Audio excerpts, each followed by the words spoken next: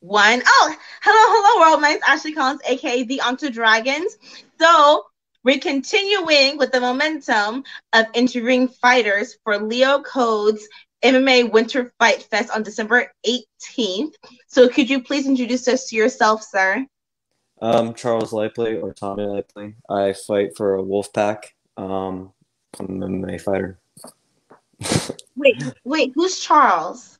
My name is actually Charles Laipply. I just go by Tommy Laipply because nobody has called me Tommy my whole life. It's always been Tommy. That's my nickname. That's so So, fun. Oh, how cool. Okay. So, cliche question. How did you get started in martial arts? I wasn't really good I never did any like sports or anything when I was a kid. So Mhm. except for I wrestled when I was a kid a little bit. And when I was like 17, I was like, I don't know, kind of felt like lost and stuff. So I was like, I just got into jiu-jitsu and then I kind of went down from there. I had a fight and I was kind of good at it. So I just kept going. And So here I what are am. you doing? So what are you doing specifically right now to prepare for this event? A lot of just stand up and jiu-jitsu, just wrestling. I don't really do like anything like super specific. I just train really, really hard. Like I go all out 6 days a week, nonstop, really 7 days a week. I don't really stop. I do everything. There's not like one specific thing. I do yoga even for MMA training. I do everything. Is that normal to do yoga? Uh, I've noticed a lot of fighters who like really want to improve their like flexibility, especially for me because I do like a lot of kicking and stuff. Uh-huh. Uh, that's like the go-to for me. Plus, it's great for like breathing and like I don't know. I just find it really relaxing too, you know. So I have like a pretty big stretching routine, like 30, 45 minute stretching routine too with my 45 training. minutes. Yeah, pretty. Oh my God. Do you find that when you're fighting that you hold your breath?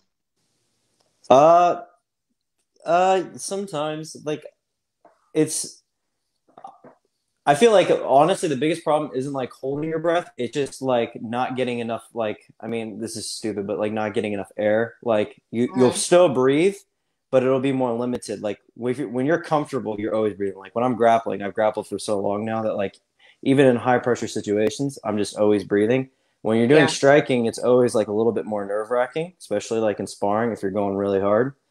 Uh, to always be like comfortable. It's the reason why like I think Floyd Mayweather and stuff is pretty good because if you notice his breathing is always the same. It never changes.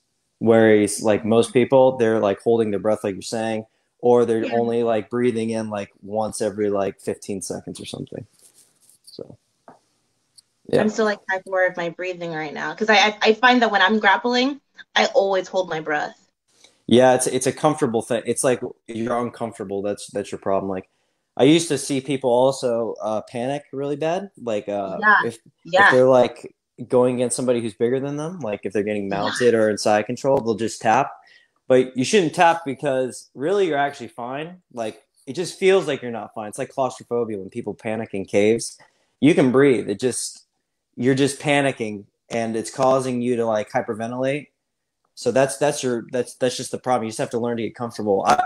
I intentionally put myself in those scenarios so that it forces me to be able to get comfortable. It's really hard though. It's really hard. It's really hard. Interesting. Very, very. And that that's very, very interesting that you say that. Okay. If you Okay. force yourself to do it all the time, you'll you'll get comfortable with it. Like roll with people who are bigger than you. That way, when they put you like in mount or something, or they're mounting you, or they're having you in side control, you'll just eventually get accustomed to it. Because I only weigh 150. I weigh about 165 right now. I've rolled with bigger people my whole career so far. Like about 70 to 80% of the people I roll with are like 180, 200 pounds. So I've become accustomed to like not being able to breathe that much. So And you've won the majority of your matches. yeah, I've only lost one. I lost one. I'm 1-9, and I lost one match so far. I lost to Yeah. like a flying armbar, and I had to tap. I kept not tapping, and I think my arm got like I don't know if it didn't get dislocated, but I think I tore a couple ligaments or something in my arm because he flying armbarred me, so I hit the floor, and I wouldn't tap, and then we kind of got into this scramble, and he finally had me flattened out, and I realized if I didn't tap, my arm was gonna shatter, so I had to tap. I had to tap. It was in competition, so it's heated. Yeah, no, yeah. For the Hallows Eve event, someone's what is this bone called right here? Not your shoulder, but like there's a bone in your shoulder. It's your collarbone. Thank you. Someone's collarbone like got broke in the middle of a match, and I was like, oh my god, this is like real life. Yeah. I was like, where's everyone's mothers? What's happening? I think the problem is like almost. I mean, I don't want to say it's ego, but it probably is ego, especially for me. It's just competitive. Like, I had never lost before. Like, I've lost in the gym. Like, I've tapped tons of times, but like when it comes to competition, I had never tapped. So I was like, I'm not tapping. Like, I have to keep going. But he was really good. I still remember his name. His name is Danny Diaz. He freaking ripped my arm off. That kid is strong. Kid is so strong. My arm is hurting for like a month after. Oh Jesus. Okay. So with social media, you always see those videos that go viral of like people fighting in the streets, whatever. Do you ever watch those street fight videos and like you're coaching them as you're watching it? No. I don't care. I don't care. No. You don't watch like, or maybe like you watch like a movie or a TV show and you're coaching them as you're watching the scene. No, I have like a lot of friends that are always like trying to get me to like. I'm just like one of those guys where like I don't know, like kind of like when I'm not at the gym or whatever. Like I still talk about MMA all the time, but it's just like I'm not like one of I just don't want to be like that guy, like that does MMA. It's like, oh, look at that. Like I'm not interested in that. Like. When I'm like done, like I'm done. Like if you want to ask me questions, it's fine. But like, I'm not even a professional MMA fighter. I'm an amateur. I mean, some people know yourself an amateur, really? Yeah, I don't have a pro card, so I'm not like one of those guys that like walks around like, oh, I do fights. I don't do that. Like, this is not me. If somebody has that, usually too, if you come out with that attitude and stuff, and you're just chill. People will want to know anyways. Like they'll ask you questions and like, so if you're just chill and you just do your thing, people get interested anyways. So, and then I just tell them whatever they want to know. That's very humble of you. That's very humble. Okay. So let's get unhumble a little bit. Okay. So it's you versus an animal. What animal are you fighting or grappling? Well, I'd want to pick the easiest. It's like that. Did you hear about that joke that was like, you have to choose between like every time you get in your car, you have to fight and kill a rooster, or you have to slay an orangutan once a year with a sword. Have you ever heard of that one? No. Well, if I had to choose, I guess I'd do the orangutan with the sword because fighting a chicken would be okay. So I don't know then. I would want to pick the easiest animal. I don't want to die. If I go against a chimpanzee or something, I'm gonna die. Like, I hate these arguments because like people don't realize the reality of violence. Like with wild animals, I've had people say the stupidest things like, "Oh yeah, I think I could take on a tiger." I'm like, "No, you couldn't. You would instantly die." Like there is like no. I don't care how tough you are. The thing has like paws the size of your head. You're gonna die. So if I'm gonna choose, I'm gonna choose an easy animal. I'm gonna choose like a squirrel or something. I'm gonna go with that. Even that wouldn't be easy. I'd still get probably maimed. So squirrel. I'm going squirrel. You just said something, and I don't know if you did this on purpose or not. Could you elaborate on people don't realize the reality of violence? Yeah, I think people don't understand like they don't understand like when you're really like in the depths of like getting like hit really hard or like people don't understand what it's really like being tired and there's somebody like coming at you and they're like actually trying to hurt you. People like talk about like, oh yeah, I totally fight that guy. The initial like minute or 30 seconds, you're gonna feel all right, but you're gonna get like really tired, and then you're gonna have to like put it on, or he's gonna like hurt you. Like people don't like. I sparred this morning against my the guy that runs my gym, Kagan Pierce, and we were sparring 3 5-minute rounds, and like.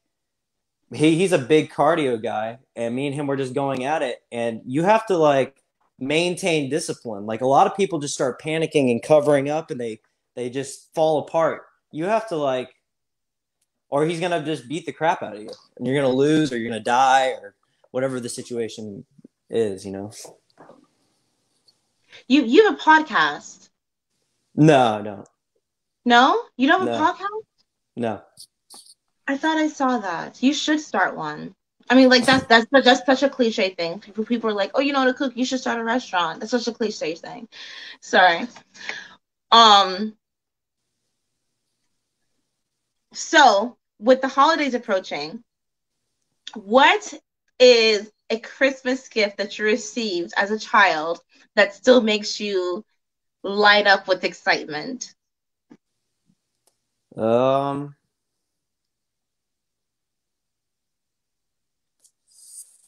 don't know. I know one good Christmas memory. Well, I don't think it's a really good Christmas memory, but my parents find it hilarious. Oh. I got an Xbox One for Christmas, and it was like when it just came out or whatever. And I was asking my mom, and I was being like all cocky with her. I'm like, "You're gonna get me it. You're gonna get me the Xbox One. Like it's a done deal. Like you're gonna get me it." So my mom tricked me. She got me like the controllers, like the video games, I think, like all this stuff. And then right as she was like giving me the box, like I opened it or something, and it said it'll be here in January. And I was like, and there was all these people around me, like friends, and like, so I had to like put on this face of like, oh, I'm so happy, when I like was like crushed, because it was like not until like January like 20th or something. So I was like, no, I was so bummed. But then the Xbox One actually came. She showed it to me. I was like, oh, thank God. Thank goodness. Thank God. So mean. I'll always remember it, though. I'm sure 100%. you do. 100%. So what's something this year, present tense as an adult, that you do not want to see underneath your tree?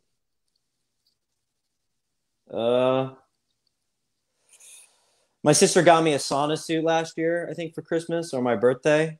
And I don't want another one of those. I had to do a weight cut. I'm good. I don't need another sauna suit. Sauna suits suck. I hate sauna suits. I had to drop like 7 pounds in an hour. I hate those things. Well, thank you for telling us how you feel. They're horrible. It's so funny. Okay. So I'm sure you know who Dustin Poirier is. Yeah. I'm paraphrasing what he said, but he said recently that each fight is a different phase in your life, whether it be a physical ailment, an emotional loss, etc., etc. Mm-hmm. How do you personally separate emotion from being like, okay, let's leave this on the mat? I don't think I like necessarily like. I don't really. People get into like all this like mental stuff, like like I'm gonna do this, I'm gonna do that. You know, I've noticed with like competition, I've always remained the same. Like I just space out. Like I don't even remember things sometimes. Like people be like, "Oh yeah. Do you remember that in sparring?" I was like, "No, not at all." Yeah. I don't, like there's no like I'm not going to be like emotional toward this guy, because I might get emotional. I don't know. Like if I had it before, like in my LeLeo Code match, I was like, "What's up?" Like we were grappling, and it was in the LeLeo Code thing. It was like the second round. I won the first round, and then the second round we were grappling, and he kept not coming at me. Like he kept trying to go like trick me to go into the cage and fight him up against the wall. And I was like, what's up? Like, let's go into the middle. Like, come on, let's go. Like, let's grapple. So I don't know. Like, I don't. Some people have like all this mental stuff. I remember John Jones. He doesn't do anything mental, and he's like the greatest of all time, in my opinion. So I don't know. Unless it really comes up. I have a good support system. Like, I have both my parents are super supportive. I have really good coach and family. So I don't really need it as much. Very interesting. Very, very interesting. Okay, so so once again, please do your plugs. Where can we like you, sponsor you, go to your gym, etc., etc.? you can go to WolfPack South in Port Charlotte. That's where I train with my coach, Kagan Pierce. I have Instagram. It's Charles Thomas Laipply the third on my Instagram. Wait, Thomas the third. Okay, keep one. Yeah. And you can find me on Facebook, Charles Laipply. And that's it. And I'll be fighting for LeLeo Code MMA Winter Fight Fest. And then last question, then I'll let you go. Okay. Okay. So in the book, The Fault in Our Stars, written by John Green, the main character always has a cigarette in their mouth. Mm-hmm. The reason why he does that is it's a metaphor. He calls it the killing thing. You put the killing thing in your mouth, but you do not give the power to kill you. What in your life, whether it be mental or emotional or physical, what is your killing thing that you do not allow to kill your motivation? My dad always has a really good saying, like he goes, you can be like sad, but don't be what's the word I'm looking for? He's like, you can be like sad about like not getting something, but don't be like depressed. Like don't be like I can't remember. Like you can be down on yourself like briefly, but do not be like depressed. Just go after it. Real professional athletes or just really good athletes in general, they never get unmotivated. Unmotivating is what can kill you. Like that's what you see like in people in fights and stuff. They get like where they get like clipped or something and they get dropped and they get like unmotivated to fight anymore. That's the biggest killer. I'll do my best to never get unmotivated and depressed. I find that sometimes I watch fights and it feels like sometimes the fighters are like absorbing the hits. Like, I don't know, to sound super cheesy, like a Dragon Ball Z kind of thing. Like they're absorbing the hits like as like it pushes them. Do you feel that way sometimes? I don't know. It's like an interesting thing because you'll see like guys like get knocked out cold, right? And then you just like what you're saying, you'll see people just absorb shots. I don't know what it is. I think some of it's mental, and I think like I don't know. I feel like this is the word I was looking for. I feel like a lot of it's like discouragement. That's the word I'm looking for. It's like when you feel discouraged. Like for example, like when you see like people just like crumple, like when they get hit really hard. Like there's a famous example like with did you ever watch the Conor McGregor fight versus Chad Mendes? Yeah. You remember when he like got clipped and he just kind of like crumpled, like he just fell, like he wasn't even like knocked out. It was just I think he was so gassed and discouraged that it was just like, and he saw Conor coming at him that it was like, okay, I'm done. This fight is over. That's what I don't want to be. I don't want to ever get where I'm like discouraged. Like I got hit really hard. That's fine. Like let's just keep going. Like the fight's still on. I don't want to ever be like, oh, it's over and just like cover up. Yeah. You know, I don't want to be like that. I'd rather just go out on a shield. I'll just get knocked out. I prefer that.